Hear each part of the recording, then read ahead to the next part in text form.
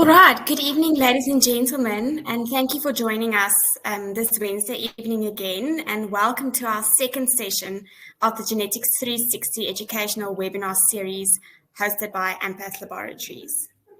We request all attendees to keep their microphones and cameras off, and should you have any questions, please make use of the chat section, where you could either publicly or privately send a question to the presenter for tonight. Please remember that we will run the poll after the presentation and we will also provide the answers. I will now hand over to Sarah Walters, a genetic counsellor at Empath, who will introduce our speaker and our topic for this evening. Thank you, Sarah. Hi, welcome everyone. Welcome to our second in our series of our Genetics 360 presentations, presentation of webinars presented by Empath. So last week we started off with an introduction to some basic genetics and reminded you of inheritance patterns, and we also went through some of the technologies that we use in genetic testing. Today we're going to look at the next step along the pathway. We're going to look at the genetics of children and why genetic testing is requested in children, using 3 case studies to exemplify this. And it gives me great pleasure to welcome a long-standing colleague, Dr. Lindsay Lambie, a pediatrician and clinical geneticist with a vast amount of experience. And I'm so pleased that she's agreed to present for us today and share her knowledge with you all. Thanks, Dr. Lambie. Okay, welcome everybody. And thanks to Sarah. So today, Sarah allocated me the whole session, which last week, you had the 2 different talks. And with her having last week introduced the various techniques and inheritance patterns, I've taken a more clinical approach today, which I hope will give you a little bit of insight. So I'm just going to share my screen. Okay. Right, I hope everyone can see my screen. So I'm really aware that you might not all be directly involved in the diagnostic process with rare diseases, but I'm certain that you're caring for patients or families of patients affected by rare diseases. And so I hope with a few definitions and a little bit of background and the 3 cases that we're going to discuss, that it might just give you some food for thought. So it's always good to start off, being able to change my slide. It's always good to start off with a definition. And I want to start off with the definition of birth defects. I'm sure you'll remember this from way back in med school days, but it's important to remember that a birth defect can be a structural or a functional abnormality that is present from birth, but may not be clinically obvious at birth. We tend to use the words birth defect and congenital abnormality interchangeably. And when we talk about a major birth defect, we were talking about a birth defect that has the potential to cause disability or death. So it usually refers to a structural defect, but it could be a functional defect as well. As an example, I might say hemophilia. A minor birth defect, on the other hand, is a defect that does not disturb function, but may have cosmetic or psychological effects. And we call them defects because they are not present in more than 95% of the population. So they're only present in less than 5% of the population. And in and of themselves, they may have no significance, but in combination with other defects, they may have diagnostic significance. So just going back to the terminology, I said we use the words birth defect and congenital anomaly or congenital abnormality interchangeably, but there was a survey done in 2012, looking at the public perception of birth defect terminology, and the term that was preferred in groups either with a birth defect present or without a birth defect present was birth defects. Okay. So after definitions, we always have to talk about incidence, and I think this is a really hard question to answer, particularly in South Africa, where we have very poor surveillance for birth defects and genetic disorders countrywide. But it's estimated that about 7% of live births in South Africa are affected by congenital disorders, 80% of which are genetic or partially genetic in origin, and 20% of which have a teratogenic origin, the most common of those, of course, being fetal alcohol syndrome. And what I haven't put onto the slide is that 80% of these birth defects can be either treated, for example, a congenital cardiac defect, or ameliorated in some way. So diagnosis is really important and early detection. So when we just look at structural birth defects as opposed to the functional birth defects, about 3% of newborns are born with a major structural birth defect. And about 15% of newborns will have at least one minor defect. Often these go unnoticed. It might be a preauricular tag or something that we're not too concerned about, a unilateral additional digit, polydactyly. But what's important is that the more minor anomalies that are present, the more likely it is that there could also be a major malformation. So if there are no minor anomalies whatsoever, there's only a 1.4% chance that there'll be a major abnormality or a major defect. Whereas if there are 3 or more minor anomalies, it's estimated that there's up to a 20% chance of there also being a major defect. And so we search for them at that time. Okay, so when do we suspect that there might be a congenital condition or a genetic etiology? And this obviously ranges from in the newborn to right through childhood and even into adulthood, I suppose. But when we see a major anomaly or 3 or more minor anomalies, we suspect that there could be a genetic etiology. In children who have an unexplained growth deficit, prenatally actually, or postnatally with failure to thrive, or unexplained short stature that's obviously out of keeping for the family expectations, then we think about a genetic etiology. Obviously, if there's unexplained developmental delay, if there are dysmorphic features, if there's a disorder of sexual differentiation, ambiguous genitalia, or delayed puberty, if there's any suggestion of a metabolic disorder, if the family history suggests that there's a genetic disorder in the family, and our threshold for thinking about genetic etiologies is even higher, is even lower when there might be consanguinity or populations in which founder mutations for genetic conditions are common. So now I'd like to introduce you to 3 patients.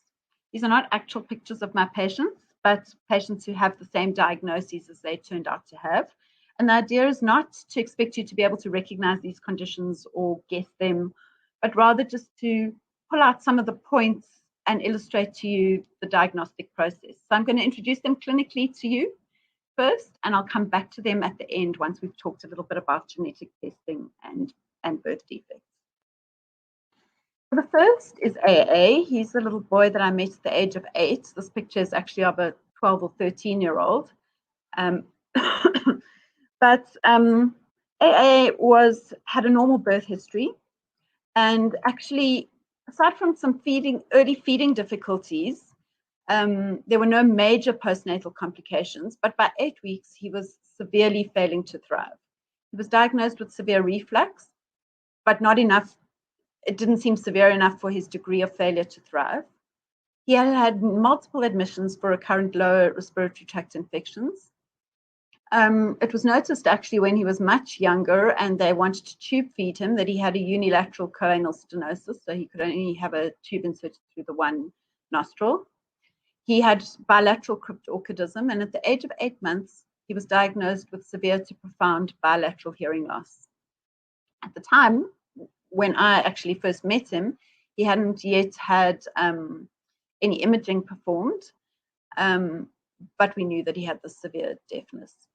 And then he had global developmental delays, which were noted throughout by the pediatrician. And early on, chromosome studies were done, showing that his carrier type was a normal 46XY. Okay, remember him. So my second patient, BB, was a 10-month-old little boy when I met him. He had been diagnosed with severe intrauterine growth retardation and also had fetal ascites, which settled postnatally. And at birth, he was noted to have a cleft palate, a ventricular septal defect, bilaterally echogenic kidneys, bilateral inguinal hernias developed slightly later, and a little bit later, at a couple of months, he was seen by an ophthalmologist and had anterior chamber defects in both his eyes. He was also developmentally delayed at the time. So both of these cases, you can see significant structural defects, more so in BB, and certainly functional defects which weren't obvious at birth but were probably there at birth, the hearing loss in AA. The third patient, CC, was a little boy who I met at just over a month of age. He also had a normal birth history, although he was slightly large for gestational age and had a cyanotic episode postnatally, and then was admitted prior to a month of age with intractable seizures. He, on central imaging, had hyperplasia of his corpus callosum and of the vermis of the cerebellum. He'd also had a PDA, which had closed spontaneously. And really importantly, in the family history, he had had a brother who had passed away at a couple of months of age, who had similar abnormalities on his MRI. That brother was one of a twin with a sister who had no problems whatsoever. And at the time I met this little boy, she was 2 and doing really well. Okay, so that brings me to why do we want to make an accurate and often genetic diagnosis in these patients? And there are a multitude of reasons. The first of which is that these conditions are all rare and the prognosis and natural history won't be obvious unless you have an accurate diagnosis. So I think being able to give a prognosis or anticipate the natural history is one of the big, one of the important factors, or one of the important results of having an accurate diagnosis. The second is that an accurate diagnosis can often avoid unnecessary investigations. So an example of that might be a boy who's diagnosed early on genetic testing with Duchenne muscular dystrophy. That way, when the weakness is really obvious, a muscle biopsy, for example, would be avoided. Obviously, management can be affected by an accurate diagnosis, and a good example in the pediatric genetic space is a primary genetic epilepsy, where depending on the gene that has an abnormality, it will influence which anti-epileptic drugs are more likely to be effective. Another reason for an accurate diagnosis is it allows us to provide targeted surveillance. So an example here might be a child with George syndrome, 22q11 deletion, where if we know that that's the diagnosis, we can look out for the immune abnormalities. We can look out for the hypothyroidism that may come with time. And in Williams syndrome, we can monitor for calcium levels. So it allows the surveillance to be really targeted. Of course, an accurate diagnosis allows increased access to resources. And sometimes that might include trials, but it might just be a social resource or a support group. And I think it can never be underestimated that an accurate diagnosis provides closure for the family. I cannot tell you how many times once they receive a diagnosis, no matter how bad that diagnosis might be, I've had a mother say to me, a weight has been lifted from my shoulders. Just knowing what it is, knowing what I'm dealing with, not feeling like I'm completely in the dark.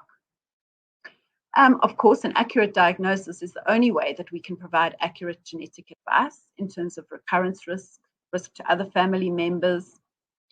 And ultimately, with that accurate genetic advice, we are able to offer options to the families, and those might include prenatal or pre-implantation genetic diagnosis, as well as a host of other reproductive options. So this brings me to my sort of clinical approach, I suppose. And it really needs to be broad because children present with so many things: developmental delay, dysmorphism, structural birth defects. From a patient perspective, and probably from a clinician perspective, our first question is, what is it?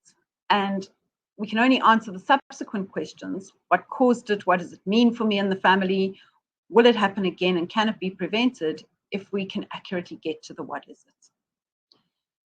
So the approach is no different to anything that you do in your daily clinics: an accurate history, a detailed examination, targeted investigations, and then, of course, the care and prevention, irrespective of whether you get to an absolute definitive diagnosis. So in terms of the history, what is really important is a detailed pregnancy history, maternal illness, teratogen exposures, complications during the pregnancy. Obviously, a detailed family history is important as well. And I always say to the patients, what's not there is just as important as what's there. Detailed information about growth and development is, of course, important. Detailed medical history with specific questions around things that people might not think are important. One seizure or bruises easily, or so really directed and specific questions. And then, of course, the detailed examination. I'll talk about touch on investigations just now. But just coming back to the examination, I'm also going to talk about that a bit more, because I think that in the examination, what is particularly important is being able to think about not only what the ultimate diagnosis is, but also what the mechanism is that will give you clues to the ultimate diagnosis. Okay, so I wanted to draw your attention to this quote at the bottom, which sticks with me all the time, because when I started in genetics, it was all about the dysmorphology. Actually, genetic testing was limited, and we had to rely very much on our clinical guesswork. So this is the foreword of one of the textbooks that we are trained with, Diagnostic Dysmorphology, and it was written only less than 20 years ago, which isn't that long ago, when Robert Gorlin said, there's probably no other area of endeavor in which failure to diagnose is accepted as the norm. Could you be a surgeon or an engineer or a lawyer and fail so often and yet be considered an expert under no circumstances? Goes on to say that no greater than 20% overall success rate is achieved in the field of dysmorphology, and so surely it must be the only field in which one can perform so dismally and yet be considered competent. So that gives me comfort. And one of the other things that we're taught is that when we're looking at the physical findings in a detailed systematic examination, we need to look for pivotal or pathognomic findings for various conditions. And we look for features that define conditions, and we look for features that discriminate between different conditions. But more importantly, we try to recognize a pattern or the mechanism by which the abnormalities came about.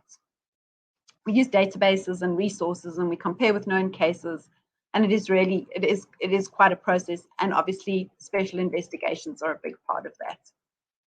I'm not going to run through all of these, other than to say that there is a big place in when we're thinking about a genetic etiology for the basics, for x-rays, for imaging, to establish what all the abnormalities might be. We take photographs, and obviously those have to be taken with consent. And then special investigations that are more invasive might involve, depending on the patient's metabolic or biochemical testing. And then the genetic investigations, which Sarah went through with you last week. From karyotype analysis at the lowest resolution to DNA analysis, which might include microarrays, single gene testing, panels, or whole exome sequencing. And of course, other invasive procedures like muscle biopsies, are important, but perhaps becoming less important as genetic testing becomes more available. So going back to the mechanisms that I was going on about and trying to put together the causes and the mechanisms of birth defects, divide them into two big groups. One are the preconception causes and then the post-conception causes. And the preconception causes are the genetic and partially genetic causes, whereas the post-conception causes are really not genetic. They are things that have happened in utero to the developing fetus. Under the preconception causes, we will have, from a genetics perspective, we will have our single gene disorders, our chromosome abnormalities, and disorders that are multifactorial. In other words, have a genetic contribution and a known or unknown environmental contribution resulting in the disorder. And then under post-conception causes, we'd of course have teratogenic exposures and abnormalities of the intrauterine environment. So when there is a structural birth defect, we think about the mechanism of that birth defect. And we divide those into four groups: dysplasias, malformations, disruptions, and deformations. And I'll go through each of those in a second. But what I want to show you here is that dysplasias are almost exclusively due to single gene disorders. I'll give you some examples in a moment. Malformations, the definition of which I'll also give you in a moment, may be due to single gene disorders, chromosome abnormalities, multifactorial disorders, and very early teratogenic exposures can also result in malformations. Disruptions, on the other hand, are always post-conception causes, either a teratogen like an infection or an abnormal uterine environment, and I'll give you an example again in a while. And deformations also are always a post-conception cause and always due to an abnormal intrauterine environment. So that's how we think about single structural birth defects, dividing them into those groups. Often patients will have multiple birth defects. And so we divide those, or we try to put those into three groups: syndromes, sequences, and associations. So I'm going to go through each of those mechanisms quickly so that you can see a few examples. But this diagram from 2013, I really like because it shows you where the insult occurs. So we'll start off at the bottom with the dysplasias, and what you can see there, just give me 1 second here, is that right from the very beginning, you've got a circle so the squares represent normal potential. Everything is there, preconception for normal potential. And the circle here illustrates that that's not the case. So a dysplasia is an abnormal development of a specific tissue type in the developing fetus. It's an ongoing abnormality, so it's present throughout life. It was predetermined that it was going to be there, and almost exclusively, as I said, dysplasias are due to single gene disorders. So the two big groups that I've shown you, only two examples from one group, are the skeletal dysplasias. And on the top here, you can see a child with a thanatophoric dysplasia. You can see the really short limbs. You can see the very short ribs, the hypoplastic lungs, and in particular the shape of the femurs, which we call telephone handle femurs, and those are pathognomic for thanatophoric dysplasia. And then the little boy on the bottom has achondroplasia. You see his short limbs, his marked lumbar lordosis, and his relative macrocephaly. But the other group of dysplasias are the ectodermal dysplasias. So the second group are the malformations, and as I said to you, usually they have a genetic or partially genetic cause, except for the very early teratogen exposures. So you can see the squares. The malformation is second from the top. Sorry, not a square. The malformation is second from the top there, and it's got a hexagon as its starting point, which shows an abnormal starting point. representing your preconception causes. Malformations evolve during embryogenesis. By birth, they're pretty set as a structural defect, but the outcome is obviously not normal.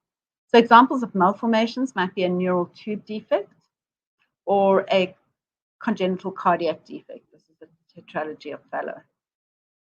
Sorry, I want to go back one. The next thing are so by definition, a malformation is an abnormality of embryonic development of an organ or body part.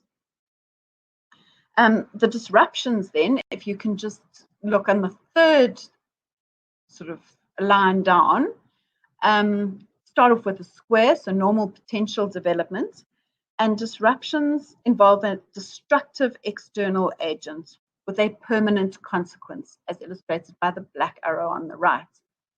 So an example of a disruption, or the classic example, are amniotic bands. So strands of amnion that get caught around body parts early on and destroy the tissue that is involved. So it's a normally developing body part that then gets disrupted. Another example of a disruption might be a varicella zoster infection where the scarring is extremely severe in utero. And then the third mechanism for structural birth defects is a deformation. Again, it refers to an external force that changes the shape of a normally developing part. But as soon as that external force is removed, the deformation tends to improve. So there's no tissue destruction. So here's an example of plagiocephaly that is not caused by premature suture fusion in a twin pregnancy because of intrauterine constraint. And there's an example also of a positional club foot due to oligohydramnios towards the end of the pregnancy. So that brings us on to a syndrome. A syndrome is a recognizable pattern of signs, symptoms, and dysmorphic features that has a single underlying cause. Usually it's a genetic cause, but sometimes, for example, a teratogen like alcohol, we call it fetal alcohol syndrome because there's a single cause and it's a recognizable pattern. So obvious examples, Down syndrome, and in the pictures below you can see that this little boy has six fingers on each hand, and actually he has 6 toes on each foot. He has visual impairment, he's short, he is obese, and he has Bardet-Biedl syndrome. So that's a syndrome. A sequence, on the other hand, is a pattern of multiple congenital abnormalities that occurs due to a cascade resulting from a single malformation. And the classic example of this is Putter's sequence, which starts off with renal agenesis. If there are no kidneys, there's no amniotic fluid.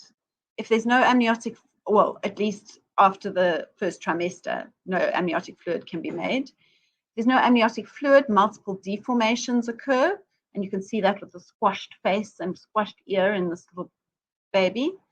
If there's no amniotic fluid, the lungs are unable to develop, so there's pulmonary hypoplasia, and then there are other contractures because the fetus cannot move because of the lack of amniotic fluid. So it's a cascade of events with its genesis in a one original malformation. Then finally, an association is a collection of major malformations that's not due to a syndrome or a sequence, but occur together more commonly than would be expected by chance. And so the classic example of this is the bacterial association. Here you can see a little a child with agenesis of the one limb and actually has a radial defect on the other limb. Also had anal atresia, hence the colostomy. And I don't know if you can see them, but they are hemivertebrae, and so meets the criteria for the bacterial association, which ultimately is actually a diagnosis of exclusion because there are other conditions that can cause the specific things that he has. Right. So We've talked about this already, the classification of genetic disorders into chromosomal disorders, single gene disorders, multifactorial disorders, and what I haven't mentioned before, mitochondrial disorders and other non-traditional inheritance, imprinting disorders, disorders of the epigenome, and of course, we also talk about somatic cell genetic disorders. And that brings us to genetic testing.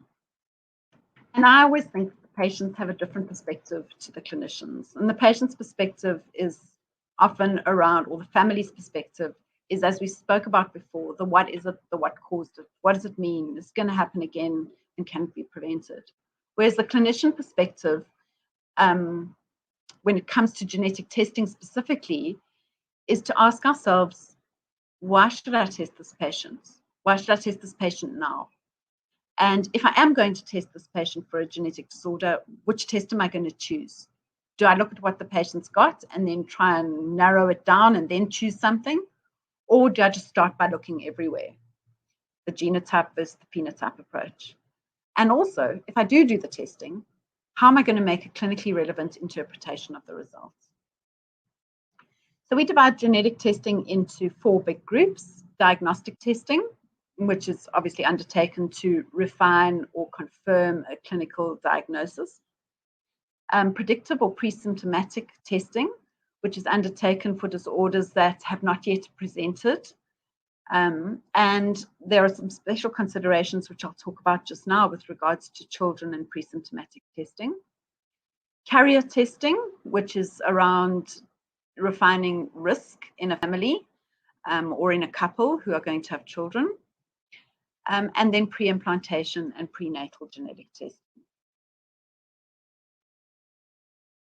This is just a quick revision of what Sarah told you about last week, that genetic testing works according to resolution, or our choices are according to the resolution of the genetic testing.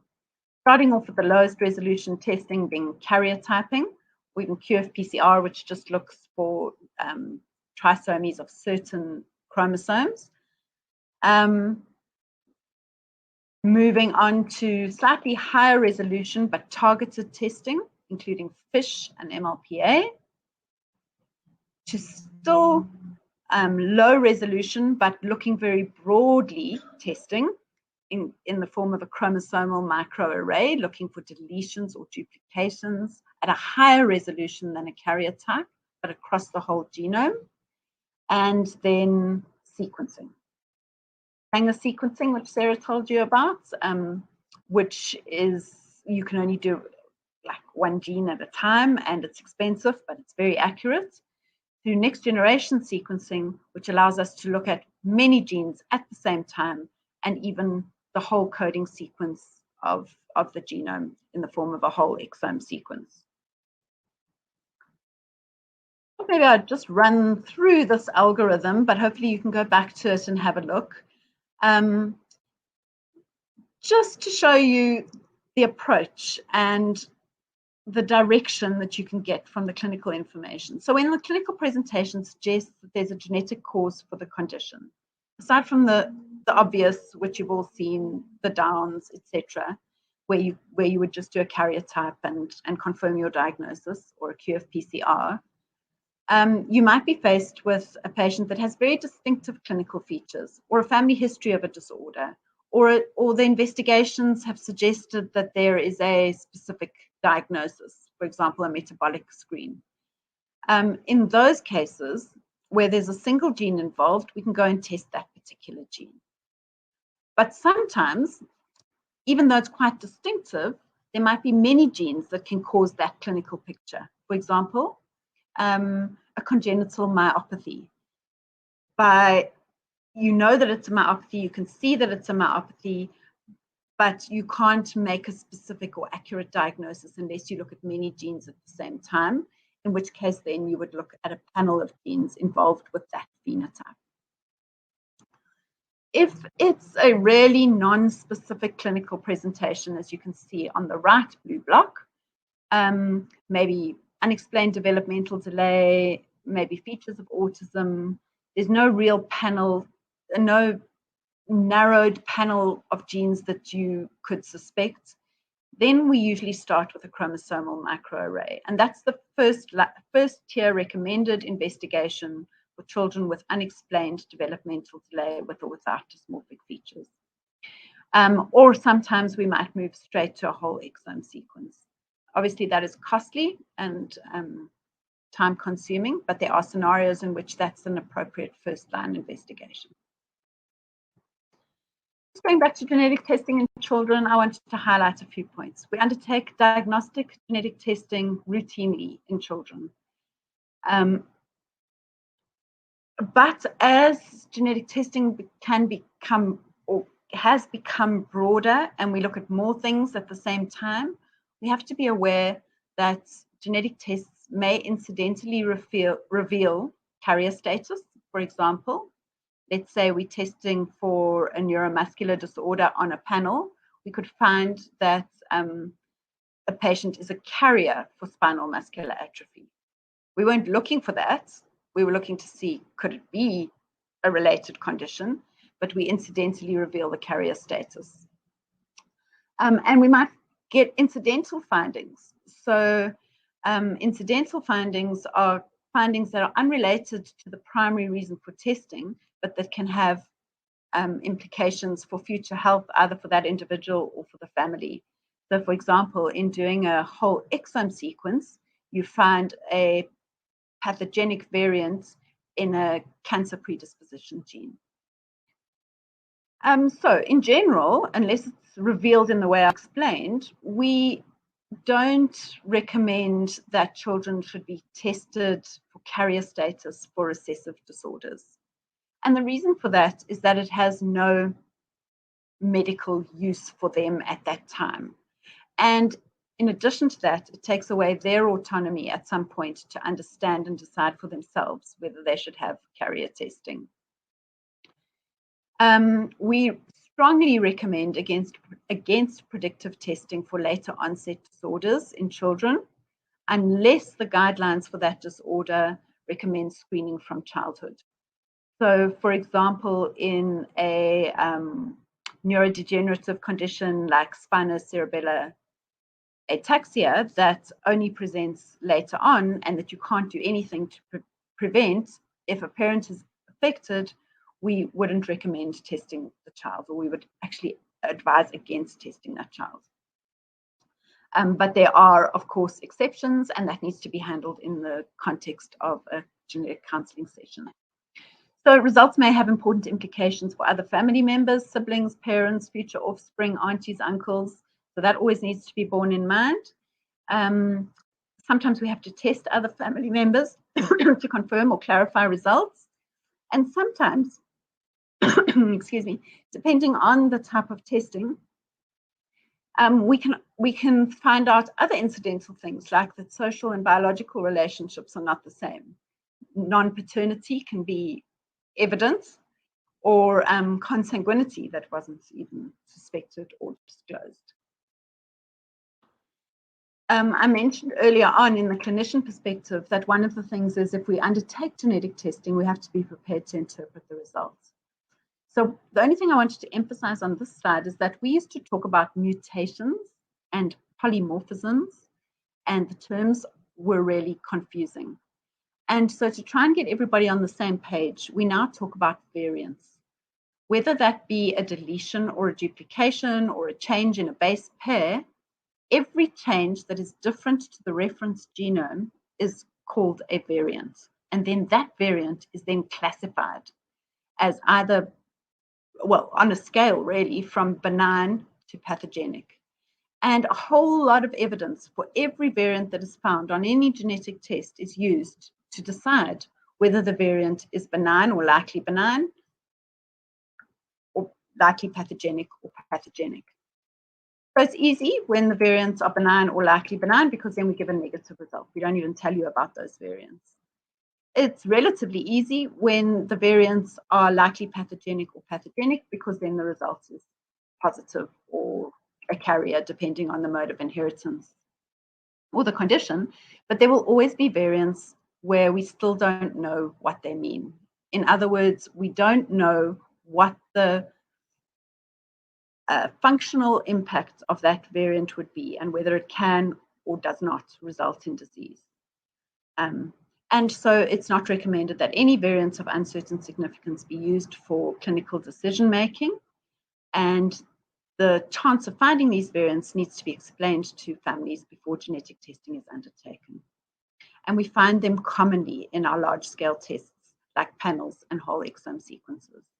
Sometimes we need to test the parents, but I think what we have to be aware of is that uncertain results cause anxiety, and often they are misinterpreted. Either they are misinterpreted as actually being significant, which is a problem, or they're misinterpreted as we can completely ignore them forever and ever, which can occasionally be a problem. So it's complex, and now's an appropriate time to just emphasize the role of genetic counselling. By definition, genetic counselling is the process of helping people understand and adapt to the medical, psychological, and familial implications of genetic contributions to disease. It involves all the things that I've already told you about, but what I wanted to show you here is that an article from 2018, a study showed that patients who undergoing genetic testing and who receive genetic counselling show greater knowledge, better understanding of the results, and improved decision-making, decreased distress, and a greater satisfaction with the testing process than patients who don't receive counselling. I'm going to take you back as I finish off to my 3 patients. And hopefully some of the things that I've said along the way will resonate with these patients. So I told you that AA had already had a karyotype type performed. We're taking into account here that he's got multiple defects, some of which are structural, like the choanal stenosis and the cryptorchidism. He's had some functional problems, the ongoing reflux, possibly an immune defect, his hearing impairment, which turned out on a CT scan to have a structural basis because he had severe hypoplasia of the semicircular canals, and then he had severe global developmental delays. So we decided that because of all of these things, and we couldn't really make a specific diagnosis in him, that we would do a chromosomal microarray. And what this shows you is that on the long arm of chromosome 8, you can see there 8q, there is only, for that portion of the long arm of chromosome 8, there is only 1 copy instead of 2. In other words, he has a deletion of a portion of chromosome 8. So you can see the blue dots are where the deletion is. In and of itself, that wasn't particularly helpful because there's no chromosome 8 deletion syndrome of this size that's been well described. You can see there it's 4 megabases, which means that it's below the threshold for recognition on a karyotype, which is usually about 5 to 10 megabases. But, and I'm sure that you cannot see that at the bottom left there where the red circle is, this deletion disrupted a gene called CHD7, and CHD7 causes a condition called charge syndrome. And in retrospect, we could see that in him. So charge syndrome is interesting because it used to be known as an association because we didn't know what the underlying cause was, but this group of defects seem to occur together quite often, but nobody knew what the cause was. And they couldn't really recognize it as a pattern. But when the CHD7 gene was identified, almost all the children who had been called charge associations had pathogenic variants in this gene. So our patient doesn't have every single one of the features indicated in the, I'm trying to think of the word, not mnemonic, acronym. He doesn't have the coloboma, but he had the heart defects, which he had the choanal atresia. He definitely had growth restriction with his postnatal failure to thrive.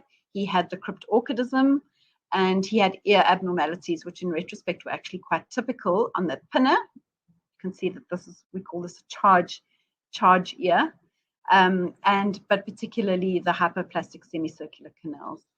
And charge is now known to be due to variants in the pathogenic variants, whether it be that a deletion or a sequence change in the CHD7 gene. It's an autosomal dominant condition because only one copy of the gene needs to be affected, but it is usually a de novo occurrence. So the parents would not have had the same deletion disrupting the CHD7 gene. Back to BB with his intrauterine growth retardation and his multiple major structural defects, as well as his developmental delays. With him, once we'd thought about him quite a bit and tried to put all his features together and used our databases and the literature, and particularly his facial dysmorphic features. Can you see the high arched eyebrows? I don't know if you can appreciate it in the picture, but you'll see that the lateral third of his lower eyelid is very everted. His microcephaly, all the structural abnormalities, we suspected clinically that he had a syndrome called Kabuki Syndrome.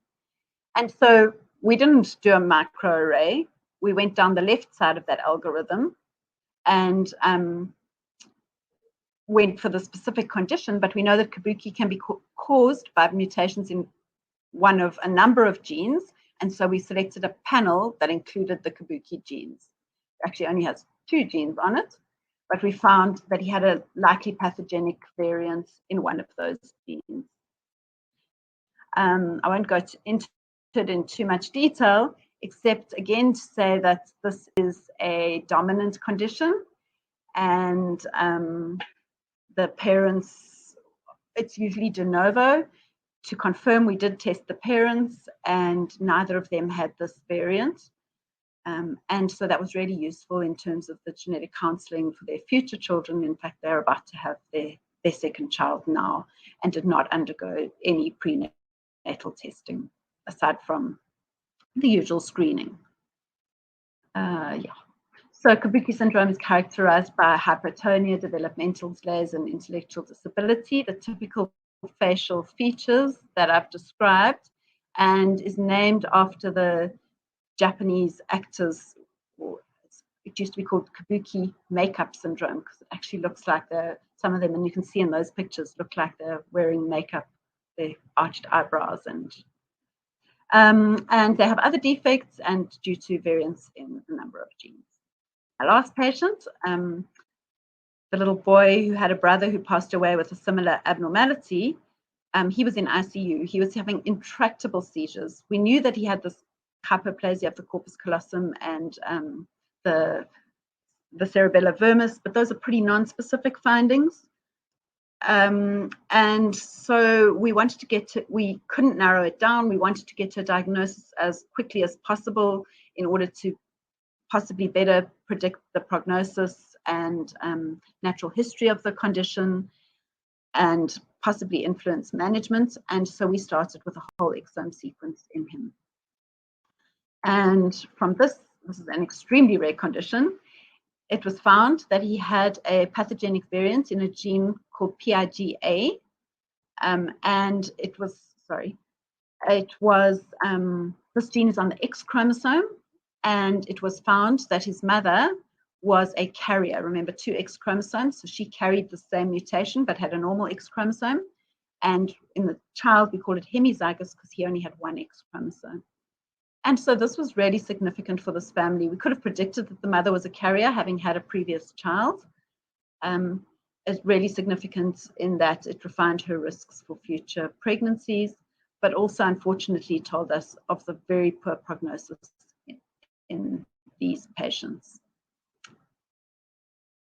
The PIGA deficiency is sometimes called multiple congenital abnormalities, hypotonia, seizures syndrome. There have been less than 100 cases described. There is quite a range of features, but the intractable seizures and the profound delays are most common. I told you that it's X-linked, and it's an interesting gene because different mutations in this gene in somatic cells, in other words, not in the germline, cause paroxysmal nocturnal hemoglobinuria.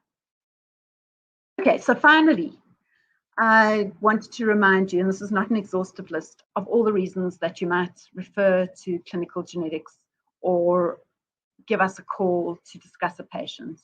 One is for a diagnostic opinion. Sometimes it's for advice around which test to choose and to coordinate that testing.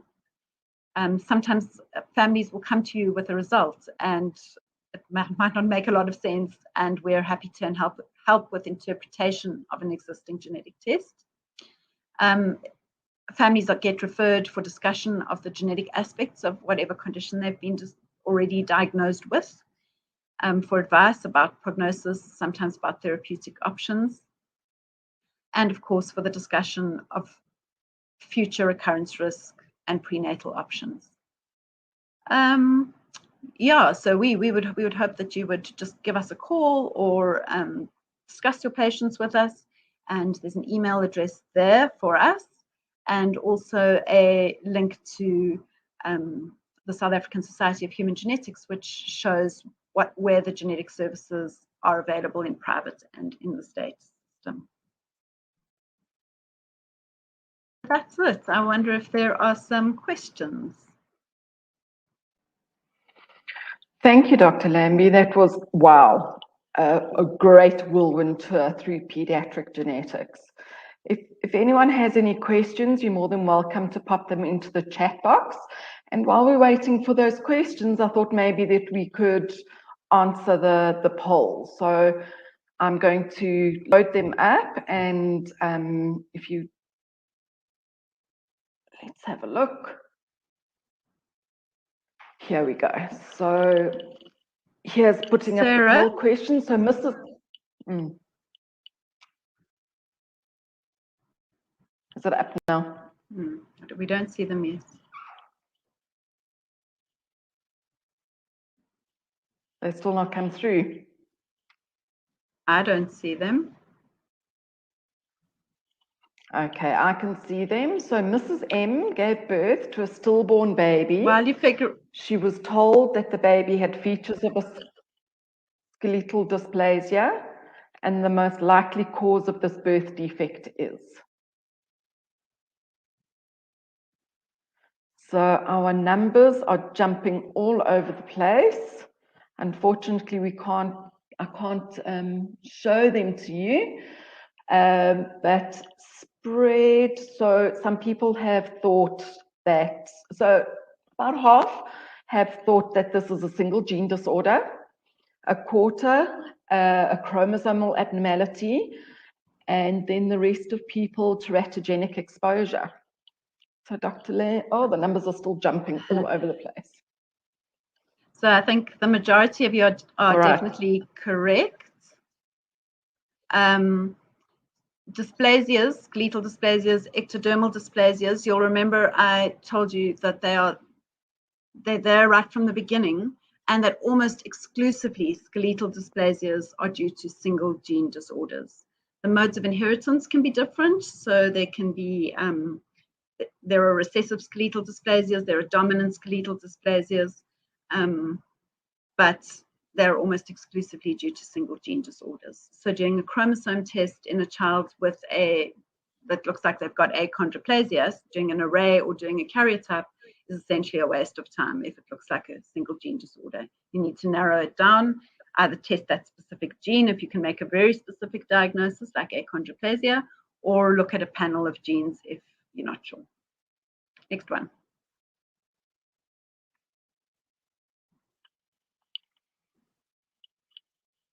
All right, so I'm sure the next one will come up now. It says baby Polisa is born with a congenital cardiac defect and microcephaly.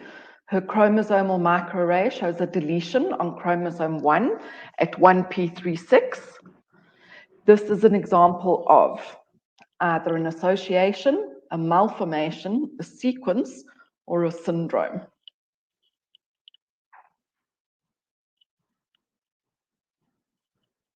Okay, giving you another 3 seconds to decide, but it looks like the numbers are pretty static.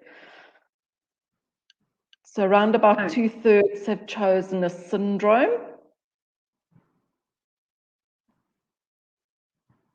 And that's absolutely correct. So there's a pattern of abnormalities here, and it's actually quite a well-described syndrome, 1p36 deletion syndrome. But we call it a syndrome because there is a single underlying genetic cause, being the deletion, that is responsible for the structural and actually functional defects in this child, who will have developmental delay and probably seizures as well.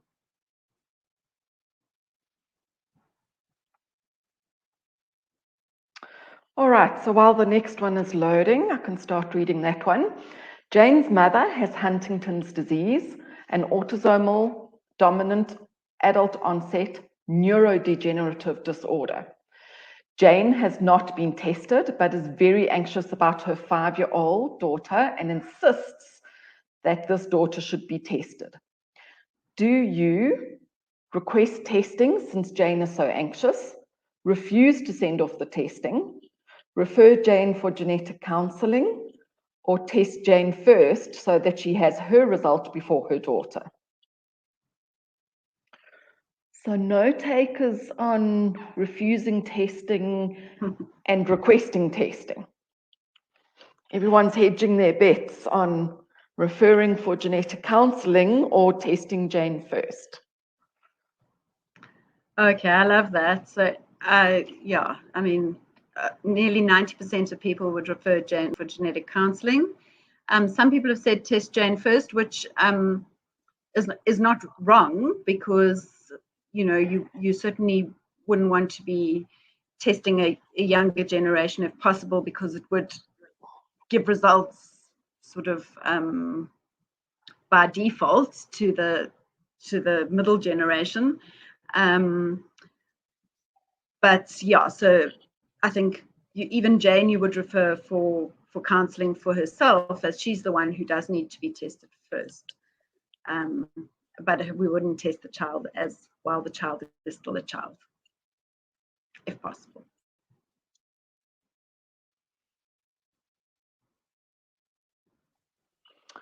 All right, so the next question is, Mrs. J has a brother and a son with Duchenne muscular dystrophy, an X-linked condition.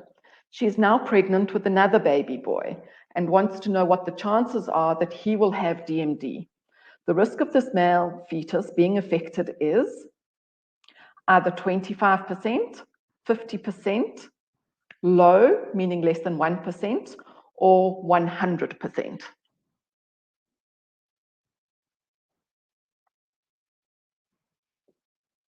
Okay, so we're just letting some answers come through.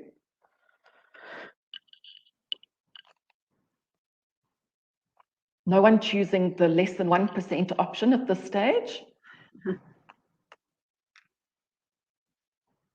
Lots of answers coming through still. So pretty much equal distribution between 25% and 100%. And then the majority of people have put their 50%. Yeah, so exactly right. I think 80% of people said 50%. So the mum is an obligate carrier, having had an affected brother and an affected son. So she must be a carrier on one of her X chromosomes. And so she has a 50-50 chance of passing that on to what we know. She's going to have a son.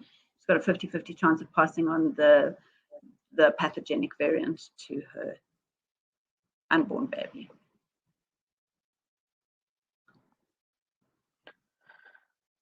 All right then. Now to test whether you were listening.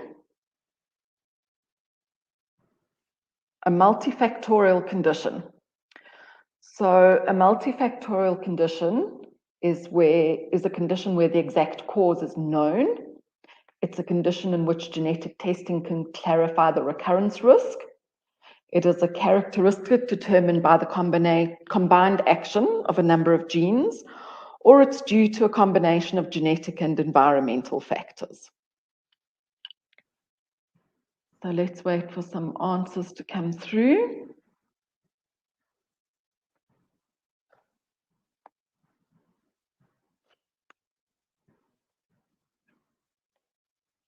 Okay, so no one's choosing clarifying recurrent. Oh, yes, we've got some clarifying recurrence risks. We've got where the exact condition is known.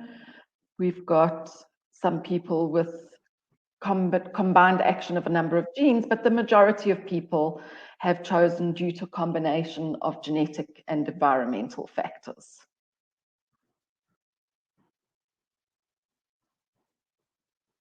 And so, I don't know if you can see that poll. I've just found a new button that I can press that can show the display of the results, and it says, and the majority of people have chosen the correct answer of choosing the combination of genetic and environmental factors. So well done. All right, and then our last question on the poll tonight before we go to the questions. So a PCR is, and this is a question that we get asked quite a lot, it's a specific test. It is a primer, it is a genetic technique, or it is a short oligonucleotide.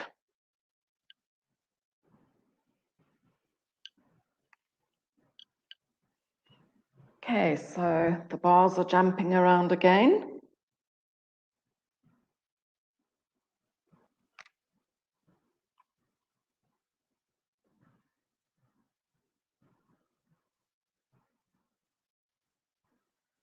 Okay, so if we stop the poll there, a quarter of people thought that PCR is a specific test, and 1 or 2 people maybe thought it was a primer, and the majority of people have chosen a genetic technique. So that's so the correct answer correct. is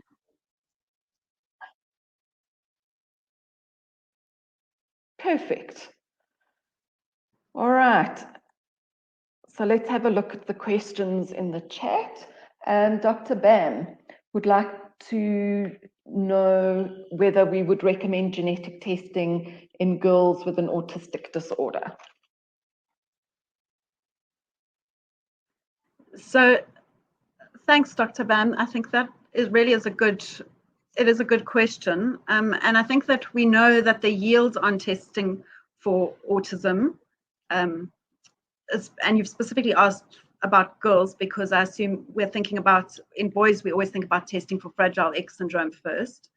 Although that's a recommendation for girls as well with autism, especially if there's a family history, to also test them for Fragile X. But yes, especially if there's more than just the autism, especially if there are other developmental concerns, if there are any other physical features, then certainly the first line test would be an array CGH or a chromosomal microarray. But we know in cases where it's just autism that the yield will be low, less than 10%. Having said that, the recommendation by the American College of Medical Genetics is that array CGH should be offered in all children with unexplained developmental delay or autism with or without dysmorphic features. But the yield will be low if it's just autism. And of course, with autism, you do need to think about other syndromic associations. For example, autism in tuberous sclerosis.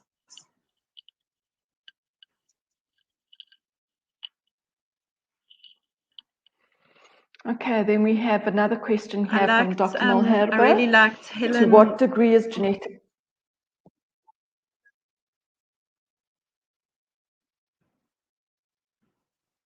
You go ahead.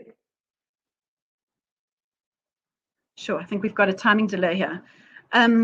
So I don't see, oh yeah, there's Helen's question. I really liked Helen's comment earlier on about how long it takes to get to a diagnosis. I don't see that comment now, but she said something about it taking on average 7 years to get to a genetic diagnosis and many misdiagnoses along the way, sometimes known as the diagnostic odyssey. And I think these families go through so much before they finally, if they finally get to a diagnosis. So Helen's question was, to what degree is genetic testing or genetic counselling available in the state sector versus the private sector? Oh, that's really a hard question to answer because it depends on where you are. There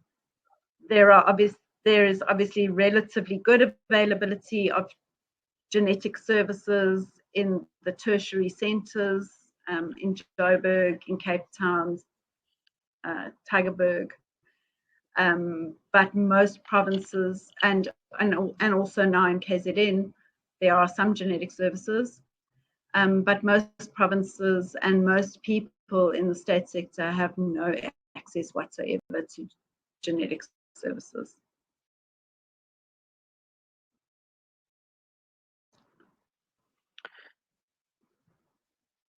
Perfect. Thank you so much. I'm just looking if there are any other questions. I don't see any. Oh, there's Helen's comment. Mm-hmm.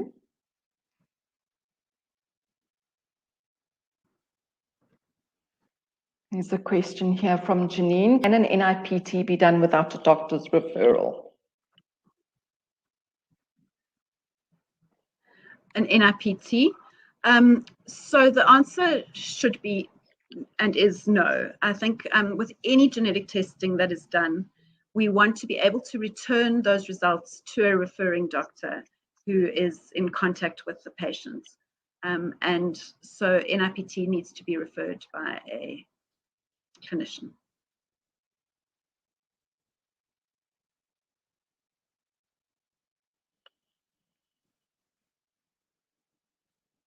All right, and then there's another question from Helen in the chat.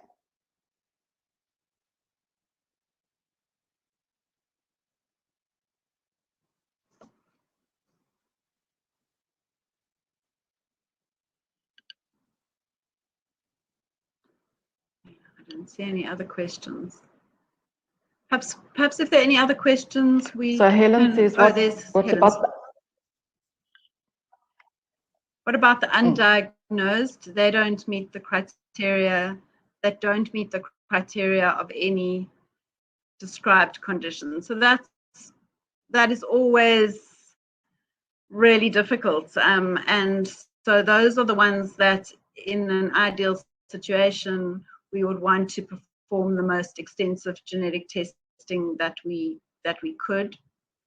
But that is certainly not accessible to the vast majority of the population. So as I mentioned in one of those slides, that doesn't preclude them from care and management, and as well as we can, trying to provide resources for those patients, but there will always be a group of the undiagnosed.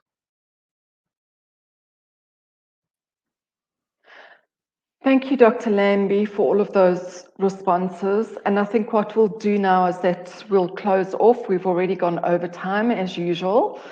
And it remains for me to thank Dr. Lambie for a really comprehensive overview of pediatric genetics.